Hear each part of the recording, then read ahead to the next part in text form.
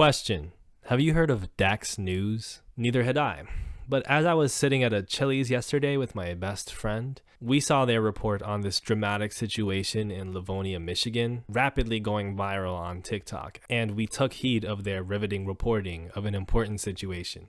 Content warning: this details a violent and traumatizing situation. A night meant for celebration turned into a horrific scene of violence when 45-year-old Douglas Barnes was arrested for the murder of 17-year-old Samantha McCaffrey at her high school prom.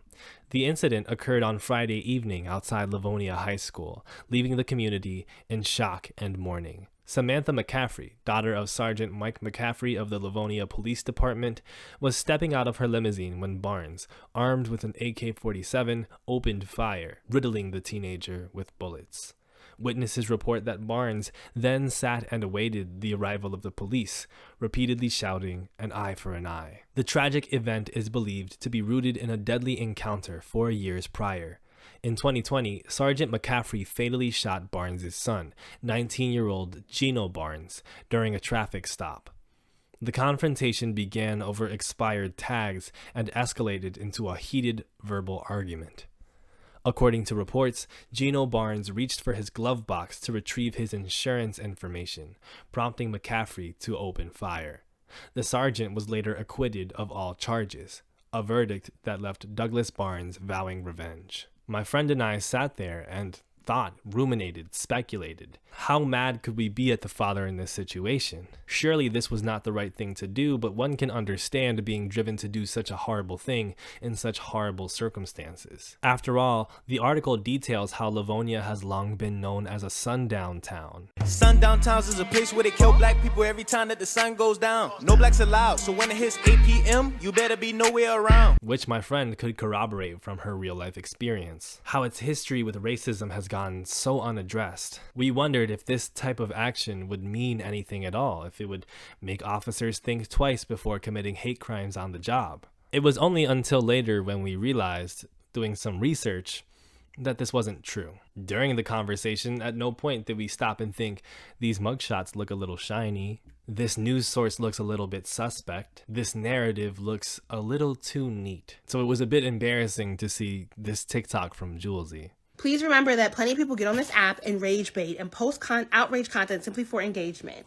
And that is a big way that mis and disinformation gets spread on this app. This news story about a Douglas Barnes, 4 years after a white police officer murders his son, pulling out an AK whatever at that police officer's daughter's prom and riddling the daughter with bullets. And there's no other news source other than the real Dax.news, these AI photos. There's nobody from either side of the community, no local news, no community news, nobody sharing this story. This is fake. It's very obviously fake. You click on the account and all they do is post AI pictures with outlandish rage baiting stories. And I've seen several people, several accounts reshare this story, but a simple Google search. There's no court documents. There's no news stories. There's no social media posts outside of people reposting this story from the real Dax.news. Welcome to our modern day world of newsmaking, where hot topic news stories are summoned out of thin air, disseminated rapidly through the internet. Are we at a crossroads? Are stories like this a sign of things to come, a landscape wherein real and fake no longer matter, and we are all helpless to the whims of tech-savvy liars? Or is this just another chapter in a deeper conflict with journalism and money-making?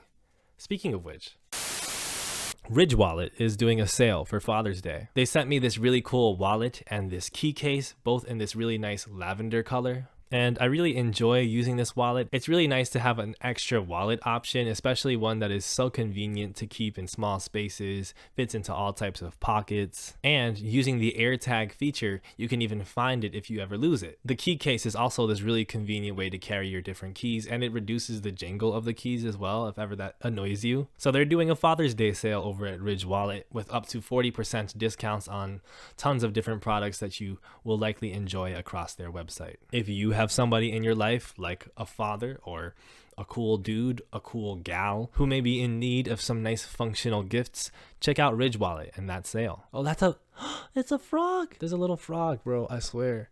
I don't know if I should film it. I gotta film it. Sorry, Babilla. This frog wants a Ridge Wallet. Big thanks to Ridge Wallet. Click the link in the description to check out that sale. And let's get back to the video.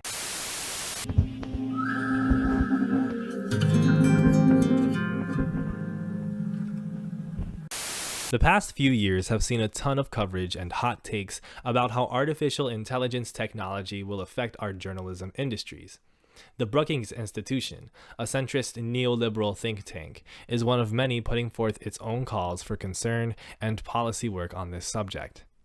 In a recent article by Courtney C. Ratch, they note that said industries are in a state of disarray. Last year alone, the U.S. journalism industry slashed 2,700 jobs, and 2.5 newspapers closed each week on average. Despite a 43% rise in traffic to the top 46 news sites over the past decade, their revenues declined 56%. The dominance of less than a handful of privately owned Silicon Valley-based tech corporations over digital advertising, publishing, audience, data, cloud, and search decimated the business models of journalism worldwide. And now AI is doing it again. Now, this is a subject that I have a lot of firsthand experience with, especially the journalism part, because as some of you may know, I studied journalism in college and worked as a journalist post-college. I served as a temporary editorial staff member for Next Shark, and I did freelance jobs for publications including ID, High Snobiety, and DJ Booth. If you've never heard of such publications, then you probably weren't paying much attention to hip-hop media in the mid-2010s, which you might have been better served for that, actually. What you learn quickly is that being a young journalist is as financially rewarding as being a young Latin language professor. E pluribus unum, or some. Your best bets at successfully pitching articles are by honing a delicate balance between having a beat that you have expertise in, that is concentrated and specific, and you have especially some sort of identity relation with, like I ended up covering a lot of Asian American culture stuff, and also publishing articles that garner a lot of internet traffic. In my experience, you may spend an entire week sending pitches out to editors every morning and not have any takers. If you did get a taker, you may likely be getting paid something between $200 and $600 for one article. Follow me!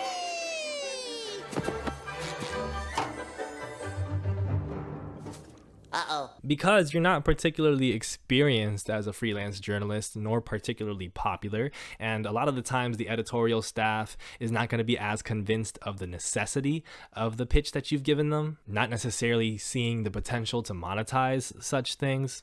So yeah, $200. Of course, you don't get this $200 right away. The process of actually writing this article through different drafts and eventually getting it published can be over a month long, after which, if you prod hard enough, you can finally get your $200 paid about 30 days after the publication date. So do that a few times in a year and maybe you'll get like, I don't know, $4,000 in a year. That's your freelance journalist pay. Pretty good, huh? Pretty good pay. Or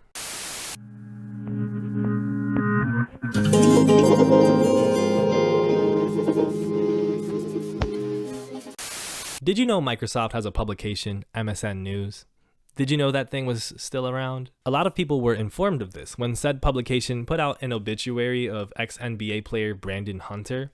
Hunter was an NCAA rebounding champion, a legend of Ohio Bobcats men's basketball, who spent most of his career overseas after flaming out early in the NBA. Such an accomplishment takes unimaginable amounts of work. The worst NBA player is so good that good college players will struggle to get points off of them one-on-one. But without high-level success there, it's expected that an athlete would have a very small amount of notoriety in America years after their retirement. Small enough to say use digital generation technology to write articles on said athlete's obituary. Let's take a look at the results. First two paragraphs. Former NBA participant Brandon Hunter, who beforehand performed for the Boston Celtics and Orlando Magic, has handed away on the age of 42, as introduced by Ohio Mills' basketball coach Jeff Bowles on Tuesday. Hunter, initially an extremely regarded high school basketball participant in Cincinnati, achieved vital success as a ahead for the Bobcats. As you can see, this sucks. The prose is garbled grammatically. It mixes up key words like forward, Brandon Hunter's position in basketball, with ahead. So you have ahead for the Bobcats. But nothing compares to the gravity of the mistake that is the headline of this article. Brandon Hunter, useless at 42. God, I suppose it's more than ironic that a program deployed by a corporation to extract profit at the expense of human employees and consumers would label a deceased human being useless. By accident, of course. I'm sure they were trying to find some sort of synonym for deceased. But folks at Futurism, who have noted this type of slop being put out by MSN in the past, have some doubts about whether or not that will change. As Victor Tangerman writes, it's not the first time Microsoft, a major backer of ChatGPT maker OpenAI, has embarrassed itself with AI-generated content on MSN. It made headlines last month, for instance, after publishing a similarly incoherent AI-generated travel guide for Ottawa, Canada that bizarrely recommended that tourists visit a local food bank. MSN News claims pieces like these are not the result of unsupervised AI, but instead through a combination of algorithmic techniques with human review, which does not sound much more promising. What are the humans reviewing? How do they not see useless at 42 and think, probably needs an edit? The truth is, the journalism industry has been working to adapt AI into its practices with far more regularity. Recently, Felix M. Simon published a pamphlet with the Columbia Journalism Review, noting how AI is often deployed for dynamic paywalls, automated transcription, and data analysis tools in news production. But its role is rapidly expanding, as MSN's situation reveals, and often with little to no transparency. One of the main themes discussed in AI's proliferation is the idea of platformization. Journalism is being made subject to an emphasis on platforms on digital media, which of course are driven by algorithms which would never suggest bad contents to you. Never. As Ratch writes in a recent UCLA Journal of Law and Technology paper, the penetration of digital platforms and their economic, political, and infrastructural logic into information communications ecosystems not only led to the decoupling of advertising and journalism, which has decimated revenues, but has also forced the news industry to adapt to algorithmic intermediation and the pervasive forcing logic of the platform era. Sad digital platforms are those of social media networks like Instagram or TikTok, where that story from the introduction was from, as well as Google, of course, which continuously finds ways to monetize how much we rely on them to find information. Google has recently, as you may know, deployed AI-generated answers so that there are less clicks outside of Google from searches. And it has had to manually remove many of them recently because nonsensical and dangerous stuff keeps going viral. For example, a search of cheese not sticking on pizza prompted the suggestion to add 1/8 of non-toxic glue to the sauce. Good cooking. Welcome to the era of glue sauce pizza, where nothing is real and everything is.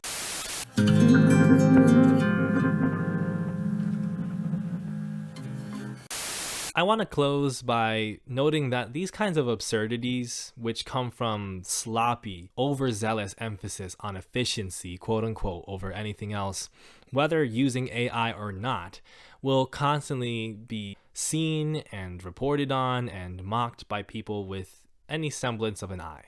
AI will likely never be good enough to compensate for a sloppy process by users who can't be bothered to care, although the prospect that it might one day is scary enough on its face. What's really dangerous is the element that has existed in journalism and all social means of information exchange for a long time. What's dangerous is when people know how to dress up the lie. AI is somewhat neutral in this process. In my opinion, what was effective from the TikTok from before was the writing, which was grammatically pretty strong. It was captivating in the narrative that it got across. It did a decent enough job of sounding like real journalistic writing, especially on a social media network. And it played into narratives and ideas that we know are true, that we know are sensitive for real life debate, like institutional racism and policing. So it captured a narrative and a conversation that really engages people to the point that they're no longer concerned about whether it's true or not.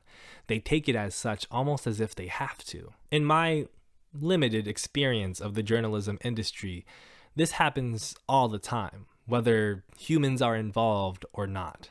For a couple of years, I reported on the Korean group BTS starting in 2019, and I became a big fan as well. Of course, part of my motivation for covering them at first was the knowledge that the fandom was highly engaged online and enthusiastic for any article that covered their group in a positive way. And that leads to the kind of traffic that makes editors want to run a piece. In my time covering them and covering K-pop at large, I noticed how people would often run around with lies, sometimes positive about the band and sometimes negative, just because the narrative behind them was too compelling for the truth to matter. One example was a Hollywood Reporter piece covering the group, which at times quoted its members as saying things that seemed drastically out of character, leading to great scrutiny from the fanbase. But it also contained misinformation that purported to be positive about the group. That BTS, a music group, accounted for $4.65 billion of South Korea's GDP. That's enough to put it in the same league as Samsung and Hyundai. Now, that dollar figure seems to be accurate, but if you look at the report it's based on, you'll see there's a problem. That year, BTS accounted for about 5.5 trillion won. In a Korean won figure. Whereas Hyundai would have been closer to about 125 trillion won that same year. Those figures aren't exactly close. There was no AI involved in Hollywood Reporter's shabby reporting. As far as I know, it was all done by human beings. And the lie was small. It wasn't emphasized heavily in the article or centered in the headline. It was also something that was part of a convincing narrative that you could argue is true aside from this misinformation. And that's part of what made it so compelling and made it so easy to not look into. In our age of journalism, increasingly done by, edited by, analyzed by, and organized by robots, all for the sake of profit maximization, what we need to watch for is not the obvious. It's not the goofy bad writing or the shininess of the photos used. It is, as always, down to two things. One, where is this information sourced from, and is it being cited correctly? And two, is this narrative too good to be true?